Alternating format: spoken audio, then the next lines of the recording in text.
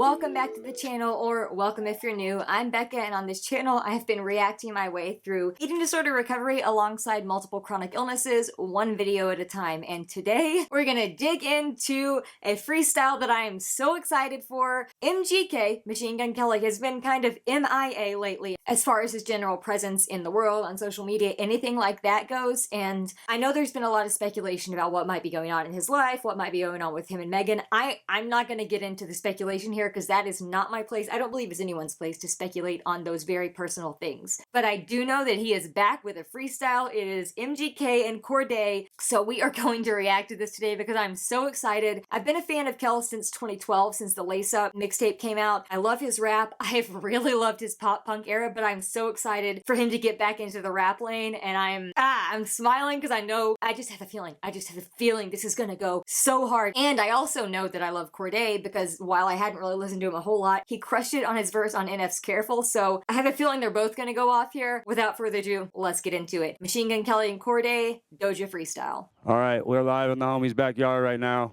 Today we have Cordae stepping into cypher. What's Gucci?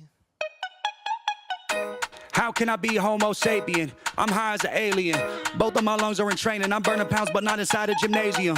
This off the cranium. This is a nuclear weapon. My bars are uranium. I'm spitting fire. This must be House of the Dragons. I'm a Targaryen. Okay, oh my gosh.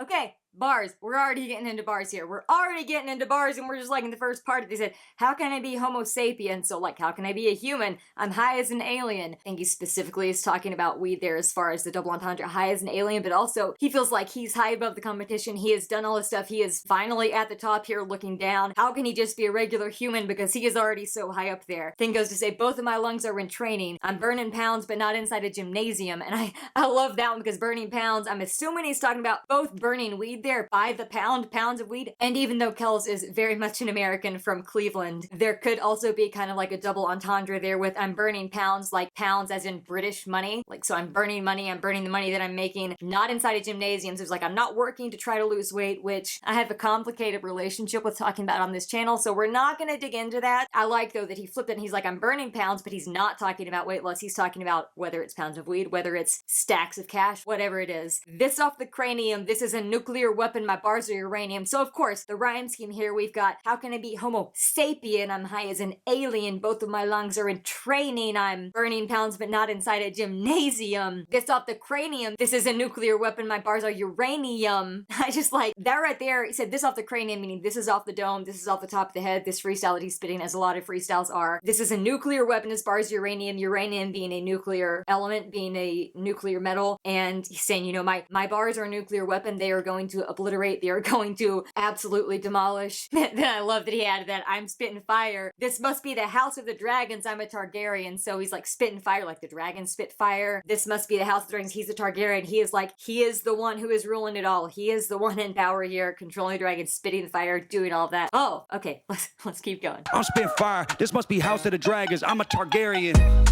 I'm not a veterinarian, but I might educate and slap a boy like a disciplinarian. I got a lot of skater homies that'll hit a ramp and do a varial. I got a lot of mob ties, put you up under the sea with Ariel. Okay, no, we got Little Mermaid bars. Hold on, be right back. All right, that's better. No way I'm not wearing this shirt when he just gave us Little Mermaid freaking under the sea bars. Let's talk about those lines though. Oh my goodness. Oh my goodness, I love it already. I love it already. But I might educate and slap a boy like a disciplinarian. I think what he's saying there, he's calling back to like old school discipline in schools. You literally got swatted. You literally got spanked in school by the teachers or by the principal. And I love the flow, just the feel of the smooth flow that he gets into with, I got a lot of skater homies that'll hit a ramp up and do a varial. The next line is what really had me going off though, because he says, I got a lot of mob ties, put you up under the sea with Ariel. So okay, obviously Under the Sea, song in Little Mermaid, Ariel the mermaid lives in the sea. Seaweed is always greater than somebody else's lake. A lot of different ways that line could be taken as far as it relating to that song and that movie. He's also saying, I got a lot of mob ties, put you up under the sea. So I think he's saying, I've got a lot of ties to people who could literally tie you up metaphorically or literally and take you out or drop you down to the bottom. So you're gonna gonna be under the sea, you're gonna be unheard of, you're gonna be hidden. I'm continually coming up higher here, I'm rising from the top, not Homo sapien, I'm an alien up in the stratosphere. That's Little Mermaid bars. The Little Mermaid bars, 2023. I did not expect Little Mermaid bars from Kells, and here it is, and I'm here for it. Let's go. Let's freaking go. I had no clue that was in here. I had no clue. Did not plan the shirt. Had no clue that that line was gonna be there. I got a lot of mob ties, put you up under the sea with Ariel. I got syrup in my cereal. Yeah. I blow an O like a Cheerio. I shook his hand but didn't like his vibe, so I use antibacterial. I'm too sick, no venereal, but I must be a disease, cause the weight of my competition keep on trying but dying. I'm telling you, this is a burial. Yo, flows, rhyme schemes. Let's break it down. Let's talk about it. Let's chat. Oh my goodness. Oh my goodness. This is the stuff that gets me so excited. Sorry for screaming. I love it. Says, I got syrup in my cereal. I blow an O like a Cheerio. So syrup there, he's definitely making an allusion to like lean. But then he says, you know, I blow an O like a Cheerio. Think he's right there. You know, obviously Cheerios are in O shapes. I think he's also saying that going through an ounce of weed, an O there, going through an ounce of weed is maybe as commonplace to him as eating a Cheerio. And he can also blow those O rings. Like I've seen him do it on different streams, as so many people can when they're exhaling the smoke or whatever, and they can like make those rings of smoke that are perfect O's. So I think he's got a few different directions going there. And he said, I shook his hand, but I didn't like his vibe, so I used antibacterial. I love that because he's like, I don't like your vibe. I don't want it to rub off on me. Let's go ahead and wash those germs off. And then the following line ties in and says, I'm too sick, no venereal, but I must be a disease, because the way that my competition keep on trying but dying, I'm telling you, this is a burial. So I'm too sick, I mean he's too sick on the beat. He doesn't need those germs from any other people because he's too sick himself, but no venereal. Got no VD here. But he must be a disease. He must be a disease because the way that his competition keeps on trying to come at him and take him down, but dying themselves. He's like, I'm telling you, this is a burial. You're going down, burying you under the sea, burying you into the ground, or whatever's coming up here. So, woo! All right, take it back a little bit. The weight of my competition keep on trying but dying. I'm telling you, this is a burial. There you go, laying 6 feet while I stand 6'6", and these new kicks sitting in a double R with the double X roof print. Cigar on my mouth at the cover of the blueprint. The leopard interior is animalistic. My middle finger's a characteristic. You hear his voice in my lower intestine. It's my competition. I'm cannibalistic. Holy crap! Kells is back! Kells is back with rap. Kells is back. Not that he ever left. He went to the pop punk and did that stuff, which he's always had an affection for pop punk, so I don't even consider that him completely changing lanes. I consider that him getting a chance to do some stuff that he loves. It was outside of rap, but I love that he's also getting back to rap because, oh my gosh, this guy can rap, and he, for a lot of years, was just really not given the credit that he deserves. But that flow, that seamless flow, the way he did the different intricate rhythms there, the way that he just went through that was so just sonically pleasing. It was just so musically pleasing, not to mention lyrically pleasing, because he's saying, there we go, laying 6 feet, so 6 feet deep underground, being buried, back to the burial line, while I stand 6'6" in these new kicks. He's 6'4", so I think what he's saying here is, knocked you down so much, and now I feel like I'm standing even taller at 6'6", and that could be where he's going with that, because he's saying in these new kicks, so maybe these new kicks are giving him a little bit more edge, getting up a little bit higher. Could be something he's going with there, could be a reach. And the next lines are just fun. He says, sitting in a double R with a double X roof print. Double R meaning, I don't know, maybe it could mean Range Rover, maybe it could mean Rolls Royce. I know that he posted a Rolls Royce on his 32nd birthday stories a day or two ago, so I have a feeling that's probably what he's meaning there more than anything, with the double X roof print. So XX being EST XX, his whole thing, his like fandom unifier there, that double X is something that he has always kind of come back to. And he's like, cigar in my mouth like the cover of the Blueprint, meaning the Jay-Z album, The Blueprint. And I'm pretty sure on the cover of that album, Jay-Z has a cigar hanging out of his mouth. So I think he's just showing, he's having fun here. This leopard interior's animalistic. My middle finger's a characteristic, like that. So the leopard interior of the car is animalistic. Also, he's going off like an animal on this. He is going off like a rabid animal. He is going to attack and destroy this. Like they said, my middle finger's a characteristic. So he's like, you need anything about me? I'm basically just saying, screw what you guys think of me. I'm gonna do my thing. My screw you attitude is honestly one of the characteristics that defines me. And the next line is so freaking genius. The next line is so freaking genius. He says, you hear this voice in my lower intestine? That's my competition. I'm cannibalistic. So he's talking about like his intestines and his stomach like growling and making all these noises. And he's saying that that's because he has devoured and totally destroyed and eaten, metaphorically, his opponents. He has cannibalized the beats that he's on. He has cannibalized the flows. He's doing all this in a very animalistic way. You can hear his lower intestine literally growling there because he has destroyed all of his enemies, because he is lyrically and metaphorically cannibalistic on the track. Let's take it back just a little bit. You hear this voice in my lower intestine? It's my competition. I'm cannibalistic. How can I be Homo sapien? I'm a f***ing alien. How the f*** could you say that I fell off? I just sold out a stadium. Crazy I didn't have a date to prom, cause now I'm like, look who I'm marrying. I came out of Cleveland and now the time zone I'm in is Australian. Okay, all right. Very quickly. Again, he went back to how can I be Homo sapien? I'm a freaking alien. So kind of back to that call out line about he doesn't feel quite human. He feels like he's alien. He feels like he has this like extraterrestrial, not human ability to do this thing, which is a pretty cool analogy there. Also reminds me of a line from Ren's Illest of Our Time where it says extraterrestrial tentacles alien. I love the alien imagery when it comes in, whether it's Ren, whether it's Kells, whether it's literally anybody else. But then he says, how the heck could you say that I fell off? I just sold out a stadium, because a lot of people were saying that he fell off when he transitioned to the pop punk, to the Tickets to My Downfall era, to the mainstream sellout era. A lot of people thought that that was a direct response to the diss and the beef between Kells and M's track Kill Shot and Kells' track Rap Devil and all of that. There's this whole narrative of, oh, he made him switch genres, and like, I've never really been on board with that, because yeah, he put out 2 pop punk albums. I really enjoyed both of them. He was actually my most streamed artist last year on Spotify Wrapped when it came out, because I listened to mainstream sellout so much just to like block out the noise outside. I love that album. Love Tickets to My Downfall that came out. And I know that it's something like a style of music he has always enjoyed, and I loved seeing him team up with Travis Barker to create those albums. I thought they were wonderful. I never took it as, oh, he's switching lanes because he doesn't think he can rap anymore, because he has also, throughout the time of those albums, put out some different covers, put out some things here or there that include rap on there. So I never really got on board with everybody saying, oh, that M track made him change lanes. But I know that a lot of people do believe that that's the case. And I think that's what he's saying. How can you say that I fell off? Because I just sold out a stadium, because he literally did on his tours for both of those albums, but specifically mainstream sellout. He had sold out stadiums on almost every show. The success that this guy was seeing with the crowds that were coming to see him,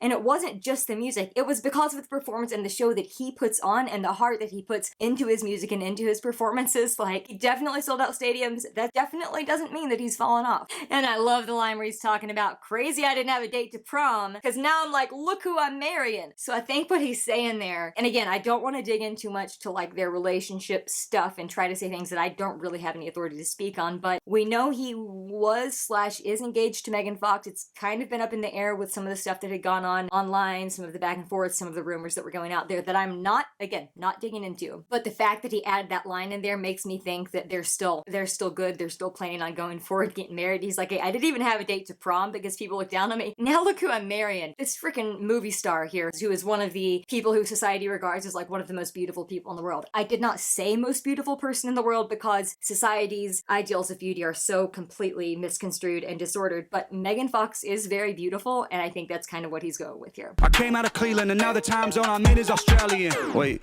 last week it was London, had Skepta at the function. Wembley and a shutdown pre-show when we backstage and you know when we crumbling.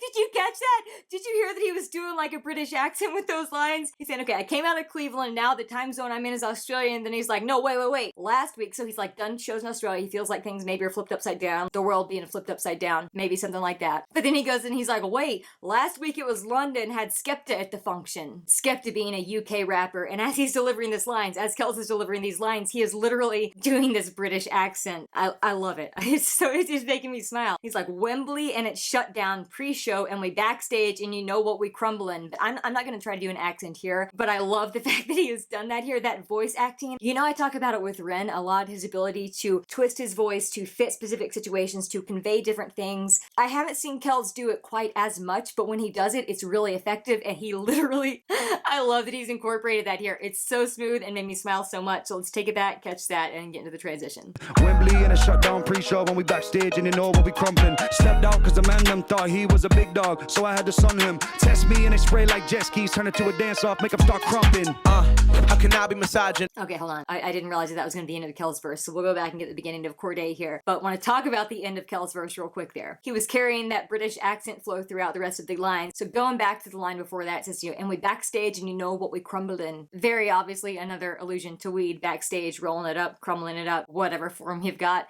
That's what he's talking about there. You know what we're crumbling backstage. Stepped out because the men then thought he was a big dog, so I I had to sun him. So he's like, somebody stepped out, thought that you were the big dog. I'm not sure who he's talking about here. Who's he talking about here? I don't know. Don't know who exactly he's talking about. I don't think it's an Eminem thing. I think that's in the past at this point. Maybe he's just talking to people in general, or maybe it's just something that I'm completely catching. But he's like, if he's talking about someone specific, he's saying, you stepped out, thought you were the big dog, but I had to sun him. Meaning I had to take you down a notch. I had to treat you like, you know what? I'm the father here. You're the son. Take your place. Get in line below me. Again, under the sea, 6 feet deep, whatever analogy you want to go with. And then he finishes his verse still in that British accent saying, test me and we spray like a jet ski. First of all, that test me, jet ski, I love those internal rhyme schemes. I always love it. Those make me smile. But also, he's saying, you test me, we spray like a jet ski. Spraying, I think what he's doing there, allusion to machine gun bullets, allusion to rapid fire flow. I know that he has made fun of that being his description in Wikipedia, Machine Gun Kelly spits bars with a rapid fire flow, and that's where he got his name. So I'm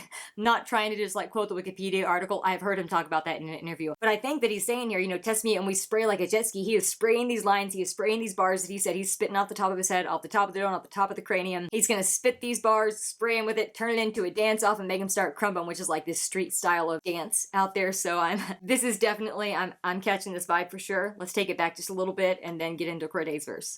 Test me and they spray like jet skis, turn it to a dance off, make them start crumping. How can I be misogynistic? I love all my grandma used to whoop it with switches. That was way before the switches. I was just talking to Kells and he told me pull up at the crib, he gon' throw on the beat. Yeah. You could be born in Antarctica, promise that ain't colder than me.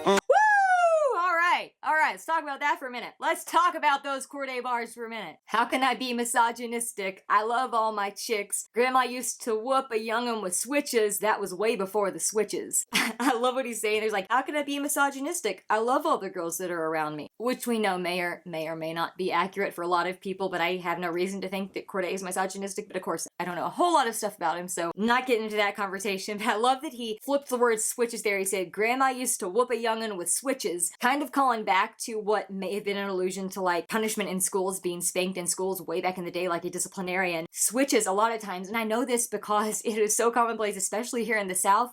People would tell you, okay, you do something wrong, you're gonna get a whooping. Go pick you a switch off the tree. Go get you a little switch off the tree, and we're gonna swat your legs there. That's literally what he's saying. They're Grandma used to whoop a young'un with switches, and I like the way he flipped that, or the way he switched that, and said that was way before the switches. Editing Becca here. Before I completely botch this section, I want to say it's very obvious I grew up in a privileged upper middle class home and totally missed the fact that switches is another slang term for guns. Please ignore my ridiculously incorrect and naive Nintendo assessment. I think he's talking about Nintendo Switches there. So he's saying this was way back when he was young, before things like Nintendo Switch existed. Could be also an allusion to switching up the flow. So before he was in the rap game, before he was doing his thing himself. Could be a lot of stuff there. Then he says, I was just talking to Kells. He told me pull up at the crib. He gonna throw on a beat. You can be born in mother frickin' Antarctica. Promise that young'un ain't colder than me. So he's even if you're born in Antarctica, the coldest place on earth, you're not gonna be colder than me. I'm going to ice you out on this track. I'm going to deliver things that are so hot, they are so cold. You could be born in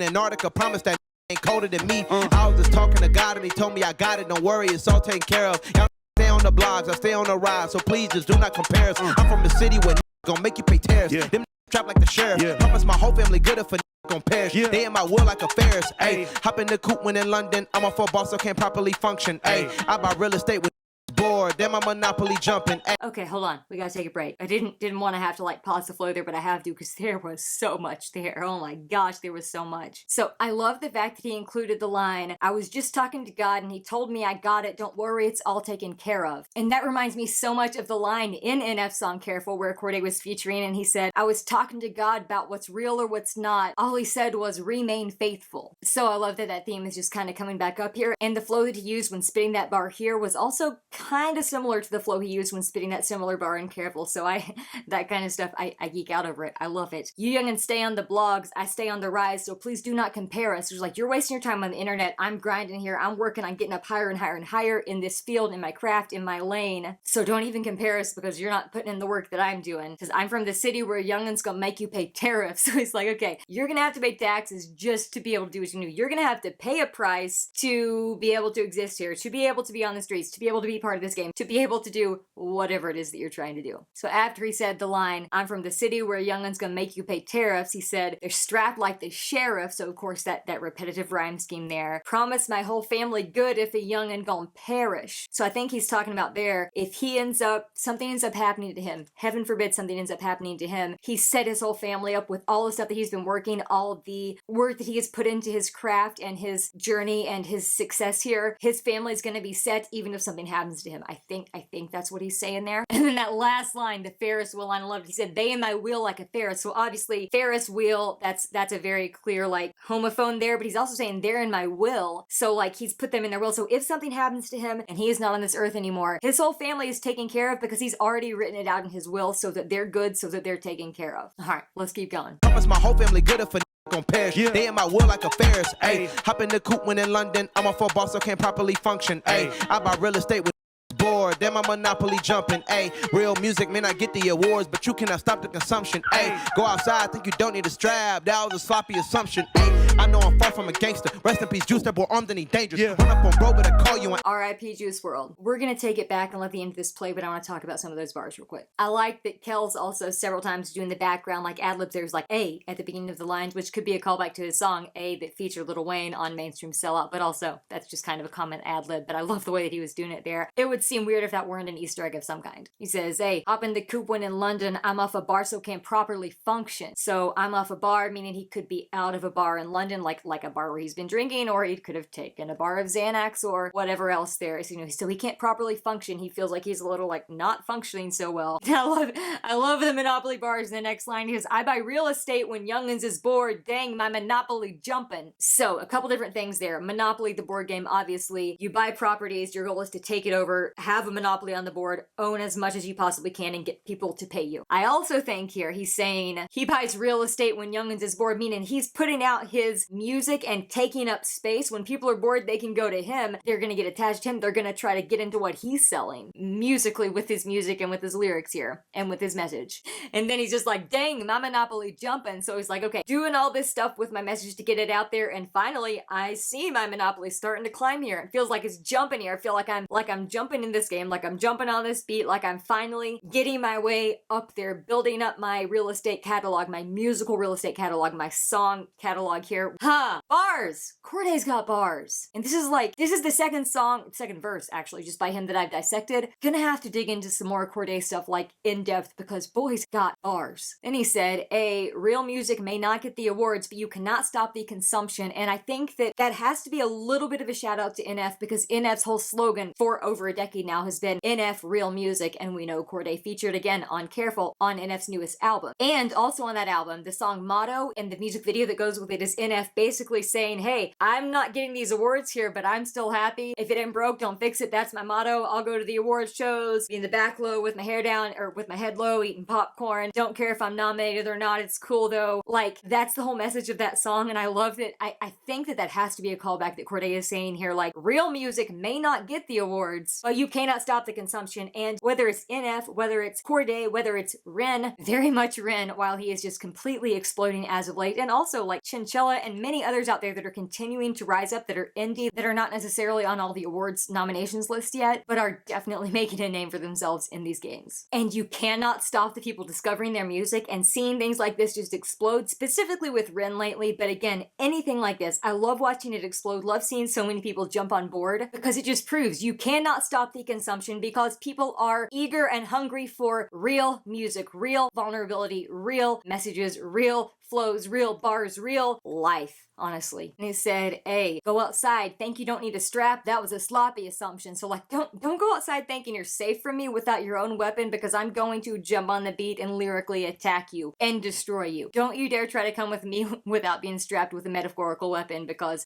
that's a little stupid assumption that you think you can get by with that. And then those next two lines there, I wasn't expecting them, and they hit me pretty hard. He said, hey, I know I'm far from a gangster. Rest in peace, Juice WRLD there. That boy armed and he dangerous, like, man, didn't expect to get choked up on this song. Didn't expect those bars, but like Juice WRLD, if you don't know, he passed away from a drug overdose in 2019. And it was really sad because he was a majorly talented artist. He just dealt with a lot of crap like so many great artists do, a lot of problems. And that line where it says the boy armed and he dangerous is a direct call out to a Juice WRLD song, Armed and Dangerous. And if I'm not mistaken, I think I've seen things about Cordae and Juice being like pretty close, so I could imagine that those lines would hit even harder for him, both when writing them and when delivering them, and he just wants to pay homage to his really close friend who tragically left this earth far before it should have happened. Alright, let's run it back and finish this out. Rest in peace, Juice, that boy armed and he dangerous. Yeah. Run up on bro, but I call you an angel. Hey, stop playing, boy, I'm done with the jokes. The album trash that you dropped for them folks. Disappointed, but I'm proud of my coat. I'm coming soon, we unlocking the vote. That felt great. That felt really good. Okay, I love that. Okay, the very end there, it sounded like there was a sound effect like Kells was like taking a big inhale off something. It sounded like as the beat was fading out, as the lyrics finished, he was like, so that, I think that was definitely intentional there. I love that kind of made me laugh a little bit. Nope, got that wrong. It was clearly meant to emulate the spray paint can sound for the words the cypher as they came on screen, graffiti style. But after those Juice WRLD bars that we talked about, he says, run up on bro, better call you an angel. So like, if you're gonna come up on me here, you're gonna need an angel to protect you, especially if you didn't come strapped with your own weapon. You're gonna need an angel to protect you. Also, if he's still making allusion to Juice WRLD, he's saying, run up on him, you're gonna need you an angel because Juice is still my angel. He's that close to him. He's still my angel kind of watching over me here. Now, not getting into theology here, I'm not saying that humans, when they die, become angels, but a lot of times we can feel them looking down on us from heaven if we think that that's where they are. So that could be another direction he's going there. Again, not 100% positive, but it could be a meaning, so we're gonna leave it in. And he said, hey, stop playing, boy. I'm done with the jokes. That album's trash that you dropped for them folks. Disappointed, but I'm proud of my coat. I'm coming soon, we unlocking the vault. So I love the rhyme scheme there. I love the slant rhymes that he has made. Jokes, folks, coat, and vault. He has stretched that vault, the way he kind of manipulated that pronunciation of that. Instead of saying vault, he made it like volt. It just makes that slant rhyme scheme at the end of those 4 lines really powerful and really creative and really well done. Also, not sure who he's talking about 100% here, if there's like one person specifically. So like, that album's trash that you dropped for them folks, disappointed, but I'm proud of my... I don't know if there's a specific album, specific artist that he's kind of like taking shots out there. Please let me know if you know, if there's someone that I'm just completely missing, let me know in the comments down below. But I like that he ended it with, I'm coming soon, we unlocking the vault. So he's here with Kells. They're unlocking the vault. They're unlocking everything it's been hiding. They're unlocking everything that they've been holding on to, ready to release at the right time. They're unlocking all of their weapons. They're unlocking all of their fire, all of their ammunition, all of the bars off the top of the dome, all of the freestyles, all of the everything. And then I just love that they had that